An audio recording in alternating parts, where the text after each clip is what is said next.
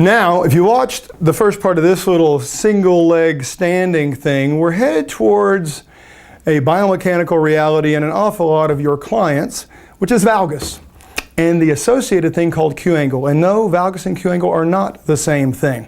Why is all this going to be important?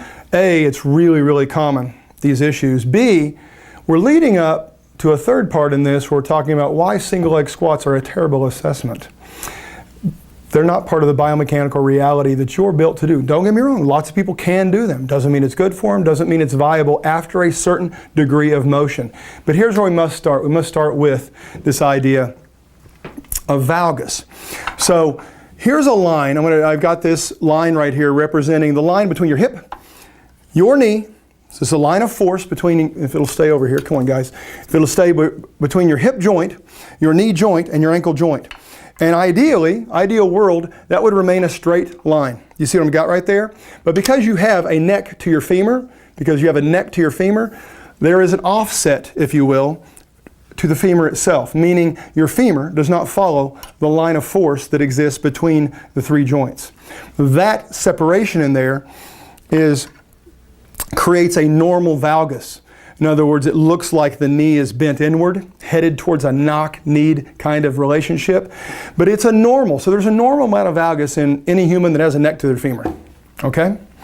Now, what can happen due to a variety of things can be an increase in valgus where this foot appears, the tibia appears to be more lateral, and what happens in the process is this, if we made this the quadricep, and bring this down here, and now this line is representing the quadriceps attachment along the femur, stops off at the patella, and then goes over to the tibial tuberosity. You see this blue angle would represent the Q angle.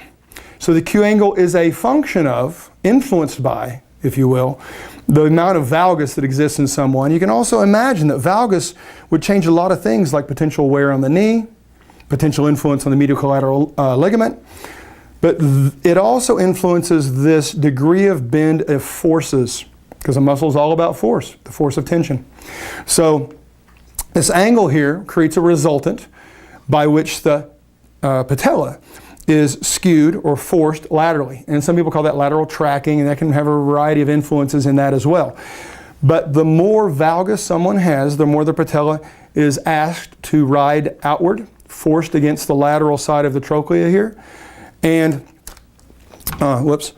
there is a second influence in the Q angle. The Q angle is also influenced by not only the amount of valgus in the individual, but the amount of rotation at the knee. So there are two direct influences, and therein two things we need to take into consideration before we start exercising someone with a considerable valgus.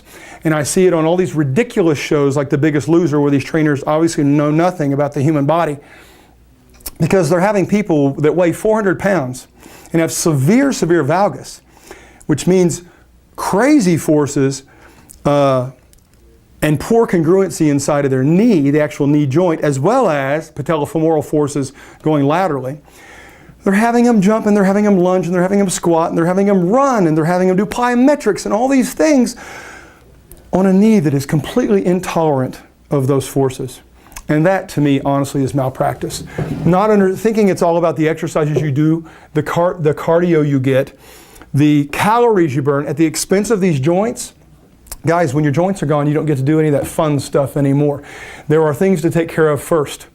And those things include intra-joint integrity and understanding joint forces. So there's the biggest thing to understand right here from this. Valgus and how it can progressively change. The forces that creates in the knee itself, but also how that affects this thing that we've come to know as a Q angle, Q for quadricep, and how that changes the influence, alters the forces on the patellofemoral joint in and of itself. Di Biar kami selalu percaya bahwa setiap orang pasti bisa memiliki tubuh yang ideal dan sehat. Dengan subscribe, like, dan share video ini, Anda turut membantu membangun Indonesia sehat dan kuat.